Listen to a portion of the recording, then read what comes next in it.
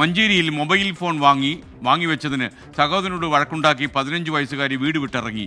ആലപ്പുഴ സ്വദേശിയായ ഇൻസ്റ്റാഗ്രാം സുഹൃത്തിനെ തേടിയാണ് പെൺകുട്ടി ഇറങ്ങിയത്. മഞ്ചേരി പോലീസിന്റെ ഇടപെടലിനെ തുടർന്ന് പെൺകുട്ടിയെ തിരൂരിൽ നിന്ന് കണ്ടെത്തി വീട്ടിൽ തിരികെ കൊണ്ടുവന്നു. ഈ സമയത്ത് നമുക്ക് വേറൊരു കാര്യം കൂടി പറഞ്ഞിട്ട് സമീർ ബിൻ കരീമിലേക്ക് പോകാം. സമീർ തയ്യാറാക്കിയ റിപ്പോർട്ടാണിത്.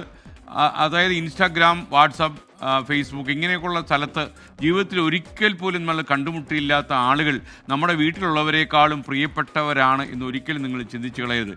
10ാം ക്ലാസ് പാസ്സാകാത്ത ആൾ MSc പാസ്സായി എന്ന് പറയും, MA ഫസ്റ്റ് റാങ്ക് ഹോൾഡറാണെന്ന് പറയും, നിങ്ങളോട് 5 പൈസ കയ്യിലെടുക്കാനില്ലെങ്കിലും 500 കോടി രൂപയുടെ ആസ്തിയുണ്ടെന്ന് പറയും.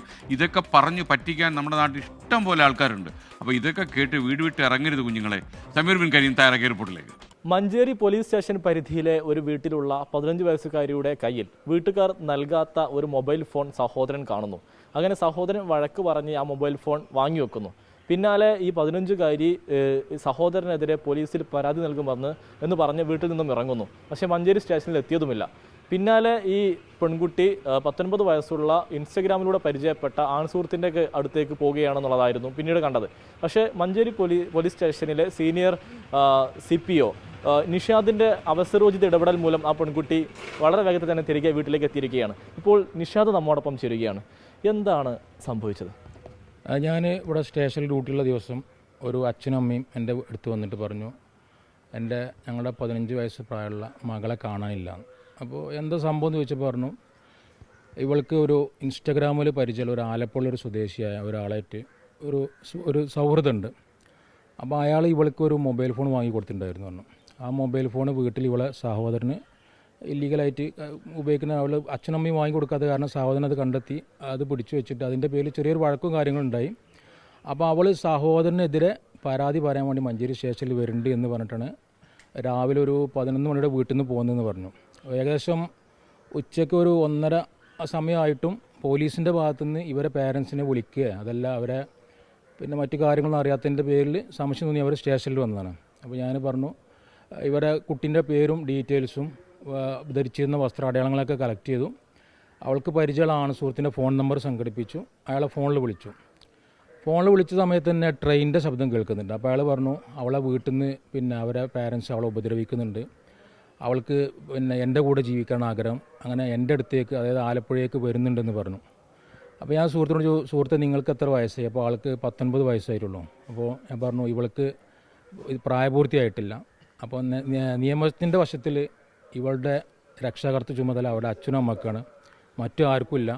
അവർക്ക് സ്വന്തമായിട്ടൊരു തീരുമാനം എടുത്തിട്ട് പോകാനുള്ളൊരു പ്രായമായിട്ടില്ല എന്ന് കാര്യങ്ങൾ പറഞ്ഞ് മനസ്സിലാക്കി. ഇവൾ നിങ്ങളെ വിളിച്ചിരുന്നു, അപ്പോൾ 1-2 പ്രാവശ്യം വിളിച്ചിരുന്നു. ആ നമ്പർ ഞാൻ ചോദിച്ചപ്പോൾ അയാൾ നമ്പർ തരാൻ വിസമ്മതിച്ചു. അപ്പോൾ അത് വേറെ ആരൊക്കെ നമ്പറാണ്, ഇപ്പോൾ നിലവിലുള്ള കയ്യിൽ വേറെ നമ്പറൊന്നുമില്ല എന്ന് പറഞ്ഞ് എന്നെ ഒഴിവാക്കി. അങ്ങനെ ഞാൻ വീണ്ടും പിന്നെ ആളെ വിളിച്ചു. അങ്ങനെ നിരന്തരം വിളിച്ച സമയത്ത് ഒരു പ്രാവശ്യം ഞാൻ ഇയാൾക്ക് ഇതിൻ്റെ ഗൗരവം പറഞ്ഞ് മനസ്സിലാക്കി കൊടുത്തു. കാരണം പ്രായപൂർത്തിയാകാത്ത പെൺകുട്ടിയാണ്, അവൾ ഇങ്ങനെ ചെന്ന് കഴിഞ്ഞാലുള്ള ഭവിഷ്യത്തും കാര്യങ്ങളും എല്ലാം നിയമത്തിൻ്റെ എല്ലാ വശങ്ങളും ആളെ പറഞ്ഞ് മനസ്സിലാക്കിയതിന് ശേഷം അയാൾ ജസ്റ്റ് ഒന്ന് അടുത്തതിന് ശേഷം എന്നോട് പറഞ്ഞു, എന്നെ ഇന്നൊരു നമ്പറിൽ നിന്ന് വിളിച്ചിരുന്നു എന്ന് പറഞ്ഞു. അങ്ങനെ തുടർന്ന് ഞാൻ ആ നമ്പറിൽ വിളിച്ച സമയത്ത് ഒരു സ്ത്രീയായിരുന്നു ഫോൺ എടുത്തത്. അപ്പോൾ അവരെന്നോട് പറഞ്ഞു, പിന്നെ ഏകദേശം ഒരു 1/4 മണിക്കൂർ മുമ്പ് ഒരു പെൺകുട്ടി അവളെ സഹോദരനെ വിളിക്കട്ടെ എന്ന് പറഞ്ഞ് എൻ്റെ ഫോൺ വാങ്ങിയിരുന്നു. അങ്ങനെ ഞാൻ വിളിക്കാൻ കൊടുത്തു. വേറെ കൂടുതൽ കാര്യങ്ങളൊന്നും എനിക്കറിയില്ല. ഞാൻ പറഞ്ഞു, ഇവിടെ ഇങ്ങനെ ഒരു പരാതി മിസ്സിംഗ് ആയിട്ട് അവരുടെ പാരൻസോട് വന്നിട്ടുണ്ട്, അപ്പോൾ ആ കാര്യങ്ങളൊന്നും ഇവർക്ക് അറിയില്ല എന്ന് പറഞ്ഞു. അപ്പോൾ ഞാൻ ചോദിച്ചു, എവിടെ നിന്നാണ് നിങ്ങളെ കോൺടാക്ട് ചെയ്തത്? അപ്പോൾ അവർ പറഞ്ഞു, എന്നെ തിരൂർ ബസ് സ്റ്റാൻഡിൽ നിന്നാണ് പിന്നെ എൻ്റെ ഫോൺ വാങ്ങി വിളിച്ചത് എന്ന് പറഞ്ഞു. അപ്പോൾ ഞാൻ വീട്ടുകാരോട് ചോദിച്ചു, പിന്നെ ഇവളെ കയ്യിൽ പൈസ എന്തുണ്ടായിരുന്നു? അപ്പോൾ വീട്ടുകാരന് ഒരു 50 രൂപേൻ്റെ അടുത്ത് പൈസ ഉണ്ടാവും.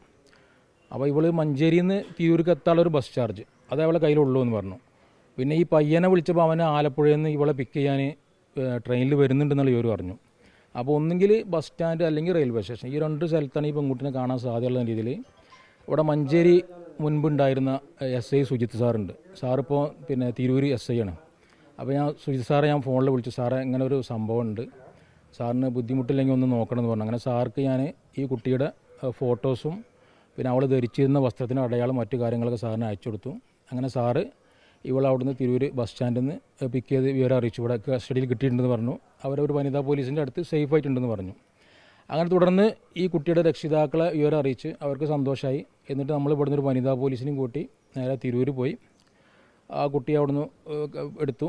എന്നിട്ട് അവിടുന്ന് ഉടനീളം ഇവിടെ വഴിയിലുടനീളം ആ വനിതാ പോലീസ് ഈ കുട്ടിക്ക് കാര്യങ്ങളൊക്കെ പറഞ്ഞ് മനസ്സിലാക്കി കൊടുത്തു. ഇവിടെ സ്റ്റേഷനിൽ വന്നതിന് ശേഷം ഞങ്ങൾ ഇവിടുന്ന് സാറെല്ലാവരും കൂടി കുട്ടീനെ ഈ പ്രായപൂർത്തിയാകാത്ത ഈ മക്കൾ ഇതേപോലെ രക്ഷിതാക്കളുടെ കണ്ണ് വെട്ടിച്ച് പല ഫോൺ ദുരുപയോഗത്തിലൂടെ അങ്ങനെ ചതിയിൽ പെടുന്ന പല സംഭവങ്ങളും ഇപ്പോഴത്തെ ഈ കാലഘട്ടങ്ങളിൽ ഈ ദൃശ്യ ശ്രാവ്യ മാധ്യമങ്ങളിൽ വരുന്ന പലതരത്തിലുള്ള ലഹരി മോഡലുള്ള സംഭവങ്ങളും പിന്നെ ഈ ആണ് സുഹൃത്തിൻ്റെ കെണിയിൽ പെട്ടിട്ടുള്ള അങ്ങനത്തെ അതിൻ്റെ എല്ലാ ഭവിഷ്യത്തും ഈ കുട്ടിയെ പറഞ്ഞ് മനസ്സിലാക്കി.